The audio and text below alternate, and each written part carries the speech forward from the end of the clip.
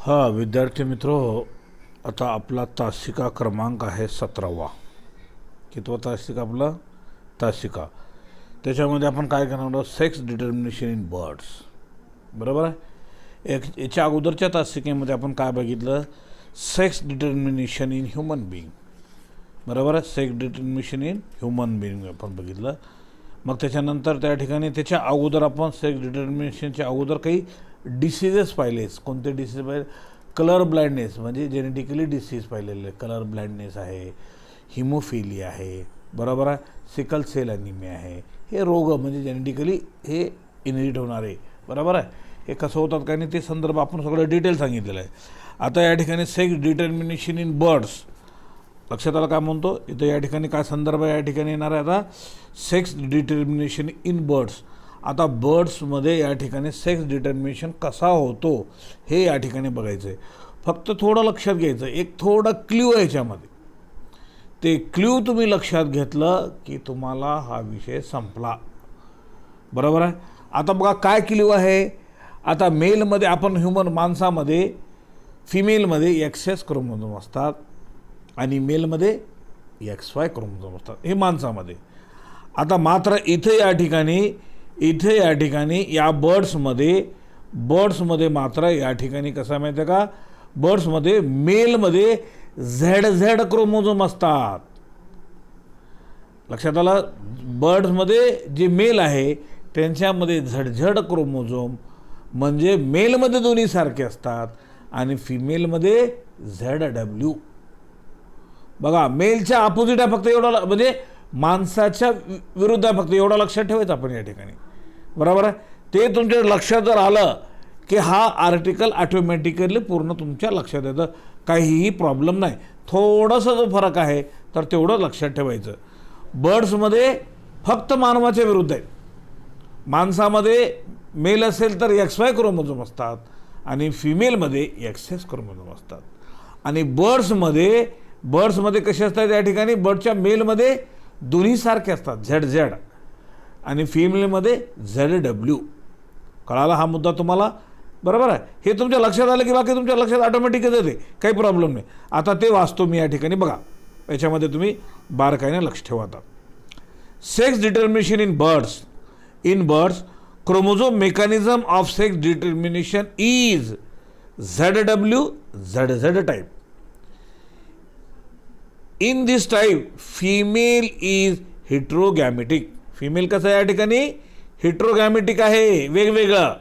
Produce 2 types of eggs. बरोबर आहे. 50% egg carry Z chromosome while the 50% eggs carry किती? W chromosome. बरोबर आहे. आता या ठिकाणी ZW हे मेलसाठी आहे. बरोबर आहे. आता मात्र आता या ठिकाणी हे चित्र कशामध्ये आलं? या ठिकाणी ह्याच्यामध्ये आता हे चित्र आपल्याला या ठिकाणी फिमेलमध्ये कसं या ठिकाणी बर्डच्या वेगवेगळे.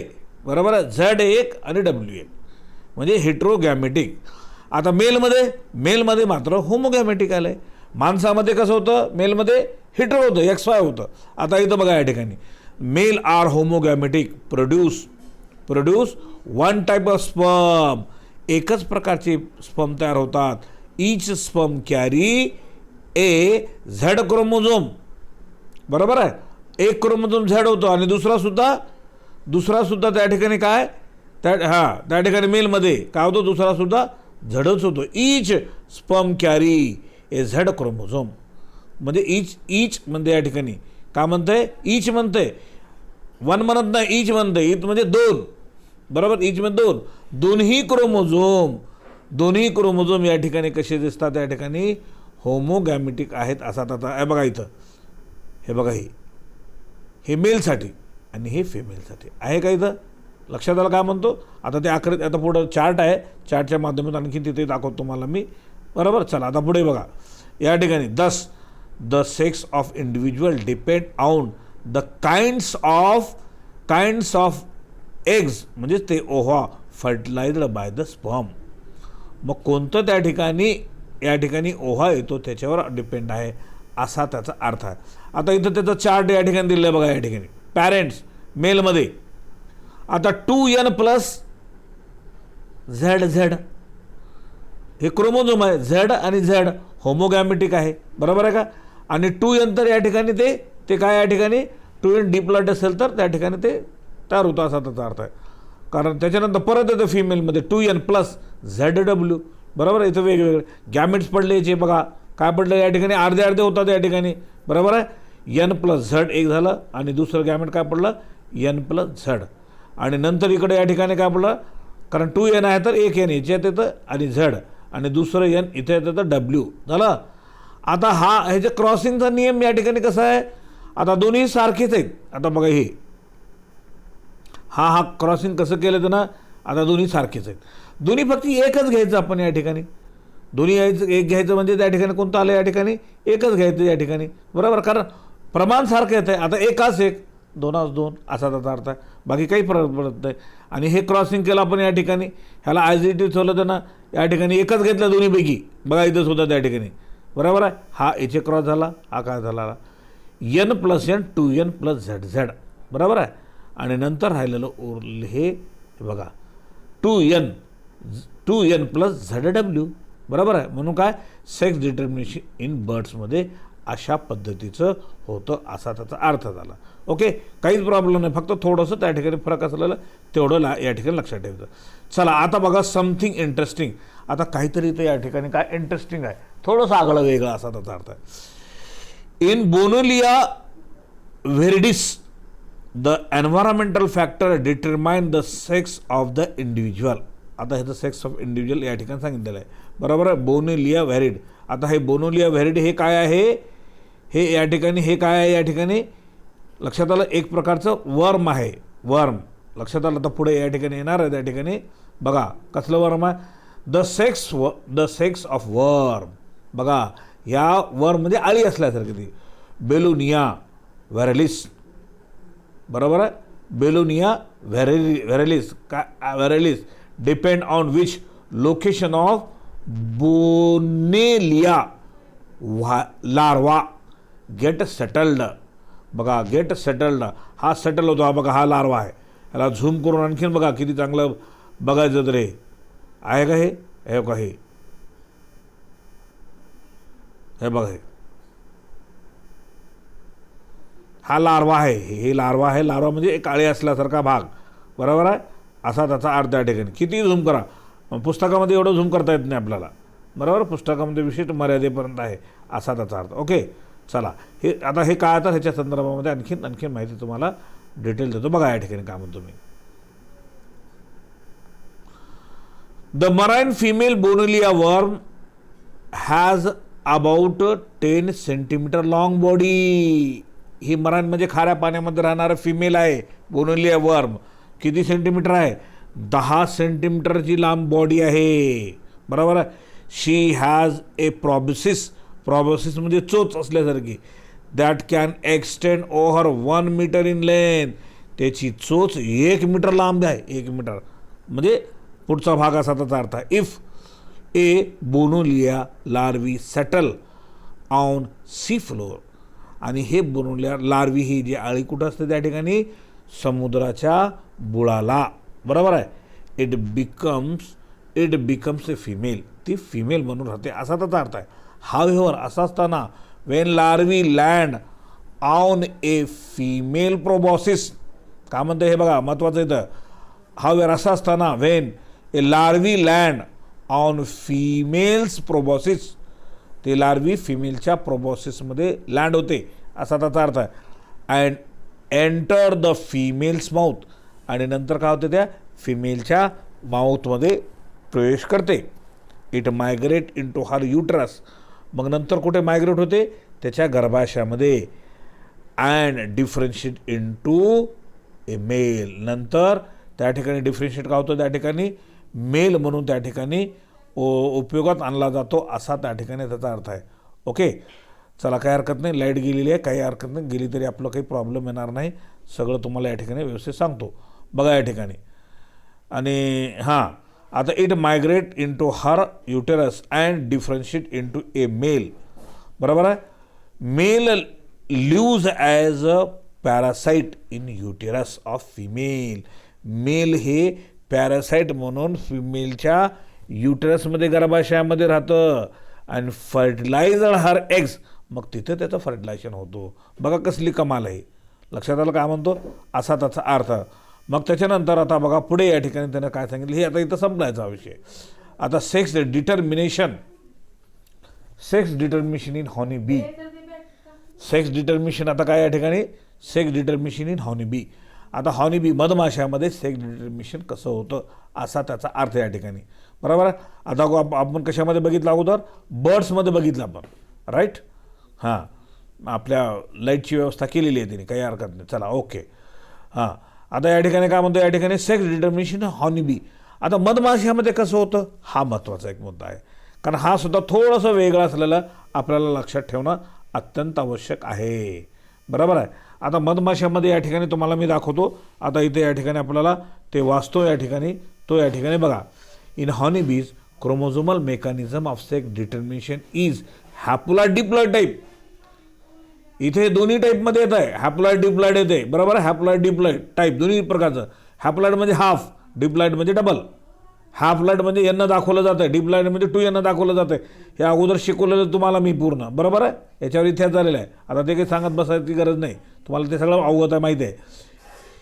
इन दिस टाईप, या टाईपमध्ये sex of individual is a determined by number of sex chromosome received.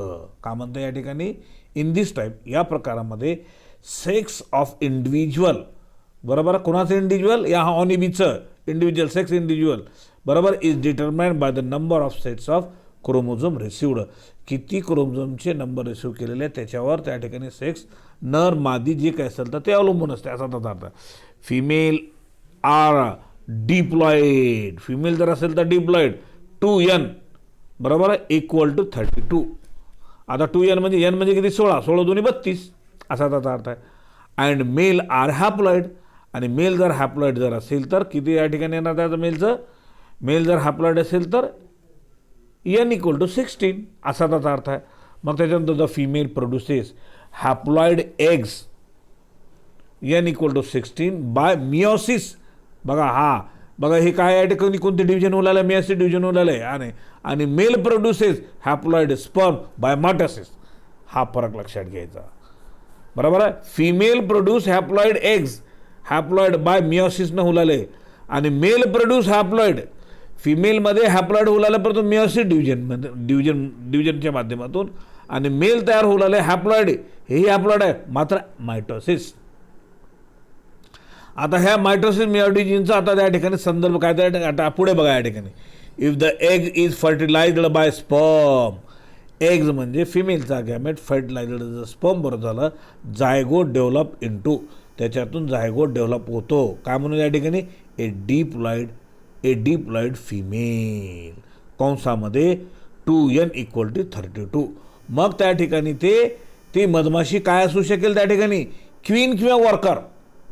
Queen म्हणजे राणी मधमाशीतली, वर्कर म्हणजे काम करणारी, असा त्याचा अर्थ आहे. मध आणि मकरंद गोळा करणारी, असा त्याचा अर्थ. Okay. And unfertilised egg develop into haploid male. मग अनफर्टिलाइज असलेलं जे काही मेल होतं, अनफर्टिलाइज असलेलं जे एग सेल होतं तो डेव्हलप इनटू कशामध्ये होतो, हॅप्लॉइड मेलमध्ये होतो. आता इथं आकृतीमध्ये बघा, इथं बघा या ठिकाणी, इथं या ठिकाणी आहे, हे बघा इथे या ठिकाणी बघून घ्या. अरे हे लाल आलं हे. हां, हे बघा, हे हॅप्लॉइड, हे याचे फिमेलचे 2 गॅमेट्स पडलेत. बरोबर आहे. इथं फिमेलचे आहे ना, बघा आता थोडं व्यवस्थित बघा, हे फिमेलचे गॅमेट्स पडलेत, अर्ध्याला अर्धे होतात. मिओसिस डिव्हिजन इथं बघा, मी तुम्हाला सांगितलं होतं का, मिओसिस या दोन्हीचे अर्धे होतात. एनचा अर्ध, 2nचा अर्ध म्हणजे n, आणि 32चा अर्ध म्हणजे 16. इकडं n 16, इकडं n 16, म्हणजे दोन्हीचे बेरीज 32 हे मिओसिस डिव्हिजन होतं. आणि मायटोसिसमध्ये it maintain the same number of chromosome, n equal to 16. लक्षात आलं काय म्हणतो, असा त्याचा अर्थ आहे या ठिकाणी. त्याच्यानंतर आता पुढे बघा या ठिकाणी, आता ह्याच्यामध्ये काय झालं या ठिकाणी, आणि हे गॅमेट इथं पडल्यानंतर विदाऊट फर्टिलायझेशन न होता इथं तयार झालेलं आहे पार्थिनोजेनेसिस. आपण अगोदर बघितलेलं आहे पार्थिनोजेनेसिस म्हणजे काय, फर्टिलायझेशन न होता तयार होणारं, बरोबर. मग त्याला आपण या ठिकाणी हॅप्लॉइड काय तयार झाला, मेल तयार झाला. लक्षात आलं का म्हणतो. आणि इथं नंतर मिओसिस आणि मायटोसिस हे दोघांचं या ठिकाणी संमिश्रण झालं, मिक्सिंग झालं. काय झालं, इकडचं एन इकडचं एन, 2n आणि 16 दोन्ही 32 डिप्लॉइड. आणि हे डिप्लॉइड फिमेल तयार झालं आणि हॅप्लॉइड हे मेल तयार झालं, बरोबर आहे. आणि हे आपण अगोदर कशामध्ये बघितलेलं आहे, हे बघा इथं या ठिकाणी बघितलेलं आहे का. हे डिप्लॉइड फिमेल, हे बघा इथं हे डिप्लॉइड फिमेल आहे का. मग त्याच्यामध्ये क्वीन आणि वर्कर तयार झालेलं आहे. आणि अनफर्टिलाइज्ड आहे, फर्टिलाइज झालंच नाही ना ते दुसरं, आणि ते इंटू हॅप्लॉइड मेल तयार झालं. म्हणजेच त्याला मेलला या ठिकाणी आपण काय म्हणू, आपण ड्रोन, बरोबर आहे. By way of parthenogenesis. Parthenogenesis म्हणजे विदाऊट फर्टिलायझेशन न होता तयार होणारा, असा त्याचा अर्थ आला. लक्षात आलं तुमच्या, काय म्हणतो मी, कळलं ना तुम्हाला मुद्दा ते. हां, आता हे लक्षात घ्या. मग त्याच्यानंतर आता बघा पुढे या ठिकाणी काय म्हणतो मी, पुढचा भाग या ठिकाणी काय आहे ते बघा या ठिकाणी. आता चला आता इथे आता हे मी हे कट करतो. आता हे आता हे आकृतीमध्ये आपण या ठिकाणी बघितलेलं आहे, बरोबर आहे. आता वाचतो परत आणखीन. The diploid female get differentiated into either worker or queen depending upon food they consume during their development. बघा, क्वीन आणि राणी किंवा काम करणारं जे काही मधमाशी आहे, काम दोन आहेत, क्वीन किंवा राणी.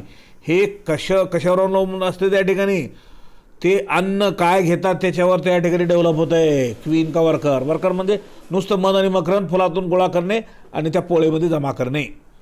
आणि मादी जर असेल, क्वीन जर असेल, तर ती काय करते त्या ठिकाणी पोळ्यामध्ये पिल्लांना जन्म देते, असा त्याचा अर्थ त्या ठिकाणी, बरोबर. आणि ड्रोन हा मेलचं काम करतो फर्टिलायझेशन होण्यासाठी, बरोबर आहे. मग या ठिकाणी the diploid female get differentiated into either worker or queen depending on the food they consume during the development होत असताना जे काही अन्न घेतात ते त्याच्यावर अवलंबून मग क्वीन होते का वर्कर होते ते त्याच्यावर अवलंबून आहे. Diploid larvae which get royal jelly. बघा, हे डिप्लॉइड जेली काय, royal jelly as a food develop into the queen. म्हणजे हे क्वीन मादी काय करते, किंवा मादी म्हणण्यापेक्षा राणी काय करते, आणि पोळ्या तयार करते. त्याच्यामध्ये पोळ्यामध्ये म्हणजे मधमाशीची पोळी आपण म्हणतो ना, ती त्याच्यामध्ये त्यांची पिलं असतात. मग पिलं हे क्वीन कोणत्या प्रकारचं, fertilised female and other develop into worker sterile female. आता वर्कर काय असते, स्टराईल फिमेल असते, तीही मादीच असते, हेही मादीच असते. पण त्या क्वीनपासून पिलं जन्माला येतात. आणि हे वर्कर म्हणजे स्टराईल नपुसक फिमेल असते, म्हणजे ती फक्त काम करणारी, फुलामधलं मध आणि मकरंद गोळा करणारी, आणि पिल्लांना जन्म देणारी म्हणजे क्वीन. बघा, लक्षात घ्या प्रत्येकाचा रोल कसा आहे या ठिकाणी, राईट. आणि अशा पद्धतीने इथे या ठिकाणी ते चार्ट दिलेलं आहे.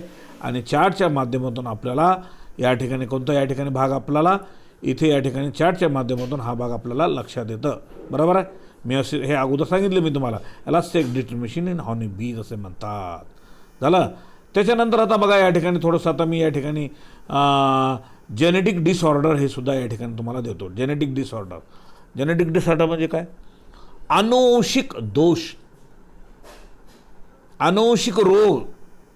लक्षात आलं, शरीरामध्ये अनुवंशिकता होणारे त्या ठिकाणी जेनेटिकली होणारे रोग जे आपण म्हणतो त्याला आपण म्हणतो जेनेटिक डिसऑर्डर्स. ओके.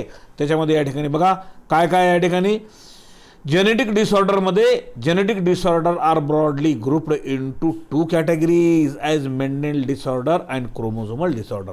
मेंडेलचं डिसऑर्डर आणि क्रोमोझोममध्ये डिसऑर्डर म्हणजे विसंगत, चुकीचं काहीतरी वेगळं तयार झालेलं आहे, म्हणजे दोष असणे असा त्याचा अर्थ आहे. Mendelian disorder are mainly caused due to alteration or mutation in the genes. Mendelian दोष कशामुळे तयार होतो या ठिकाणी म्हणलं तर अल्टरेशनमध्ये बदल झालेला. कशामध्ये झालेला आहे, जीन्समध्ये. सडन चेंज इन जीन्स और sudden change in chromosome. For example thalassaemia म्हणजे काय, असा RBCचा रोग आहे, तो ऑक्सिजन कॅरिंग कॅपॅसिटी कमी करतो. म्हणजे रक्तामध्ये RBC असतं, RBC काय करतात, ऑक्सिजन वाहून नेतात, शुद्ध ऑक्सिजन या ठिकाणी प्रत्येक पेशीपर्यंत ते कमी करणारा. सिकल सेल अनिमिया तुम्हाला माहिती आहे, RBC हे वेळ्या आकाराचे होतात, या अगोदर सांगितलेलं आहे. कलर ब्लाइंडनेस, बरोबर, कलरमध्ये दोष असणारा, लाल आणि हिरवा त्यांना कळणार नाही, दोन्ही भुरकट दिसतात, बरोबर आहे. त्याच्यानंतर हिमोफिलिया, म्हणजे या ठिकाणी ब्लिडिंगचा रोग आहे. लक्षात आला काय म्हणतो, असा त्याचा अर्थ त्या ठिकाणी, राईट. पुढे या ठिकाणी ब्लिडिंगचं त्या ठिकाणी फिनिलक्युटिनुरिया, फिनिलालामाइन हा एन्झाईम्स कमी असल्यानंतर हा रोग होतो, एक्सेट्रा. आपण या अगोदर बघितलेलं आहे. On the basis of on the other hand the chromosomal disorder are caused due to absence or excess of one or more chromosome or in their abnormal arrangement. आता हा महत्त्वाचा आणखी डबल रिपीट करतो. ऑन द अदर हँड, दुसऱ्या असं अर्थाने असं सांगितलं जातं. काय या ठिकाणी सांगितलं जातं दुसऱ्या अर्थाने या ठिकाणी, दुसऱ्या शब्दामध्ये आणखीन असं या ठिकाणी सांगितलं जातं. ते या ठिकाणी काय म्हणतो ते बघा. या ठिकाणी ऑन द अदर हँड आपण म्हणतो या ठिकाणी काय, या ठिकाणी क्रोमोझोम डिसऑर्डर, क्रोमोझोममध्ये दोष असणे, कॉज्ड ड्यू टू absence, एकतर क्रोमोझोम नसेल किंवा असलं तर खूपच असेल, नसेल तर एक जास्त असेल, नाहीतर खूप जास्त असतील, ऑर देअर ॲबनॉर्मल अरेंजमेंट, किंवा त्यांची अरेंजमेंट चुकीच्या पद्धतीची आहे. For example Down syndrome, Turner syndrome, Klinefelter syndrome, म्हणजे हे शास्त्रज्ञांनी दाखवून दिलेले हे सगळे नावं, शास्त्रज्ञांच्या नावावरून जेनेटिक डिसऑर्डर किंवा दोष जे असलेले त्याच्यात त्यांनी सांगितलेले, असा त्याचा अर्थ आहे. ओके. आता थॅलेसेमिया नावाचा रोग आपण आपल्या नंतरच्या तासिकेमध्ये पाहूया. इथे आपण थोडं स्टॉप करू.